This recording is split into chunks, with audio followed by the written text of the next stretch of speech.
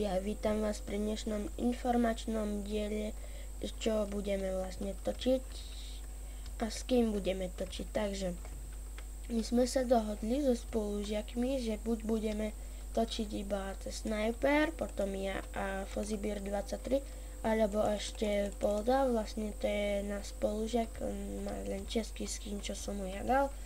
A sme si takýto domček spravili v jaskyni, teraz také ideálnejšie, aj vás nevygrifujú, nepokradnú vám veci. A tu sme si spravili takú budu pre psov, takže tento je môj a tento je Fozibírov, možno obidvaja sú Sniperové alebo Fozibíra.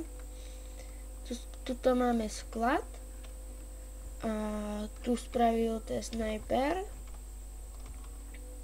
takú automatickú pec. Vyzerá to tu úplne šupaže, mi to vypáči. Takže tu hodíte veci, to vojde do pece a potom tu do čestky. Z čestky si to iba vyberete a zoberete. Takže to je jedna výhoda. A druhá výhoda je tu, že sa tu spawnuje dosť veľa zvierat, takže si rýchlo zohnáte jedlo. A nevýhoda je, že sa tu spawnuje príliš veľa zombíkov. Takže toto je moja čestka. Sme si každý jeden spravili. Tu má Polda, ale neviem, či si ešte Sniper a Fozibír dade spravili čestku.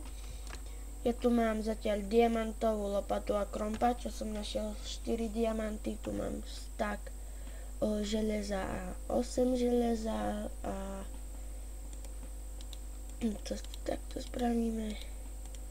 Tak, stack aj 13 lapisu a tu sú ostatné také nepotrebné veci. A toto je všetkých čestka. Môžete vidieť, že sú tu hlavy, Sniper, to zomrel krát. Potom tu je farbivo na tie kone, na tých psov, tu sú kosti nejaké a bolo všetko music disk. A ešte luk tu je. 2 luky, to si môžeme opraviť.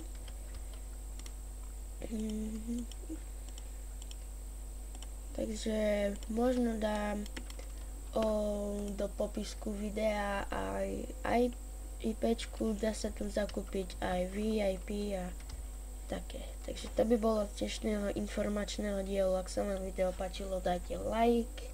Ak chcete viacej dielov z tohto serveru, tak odber. Takže čaute, ľúčim sa s vami a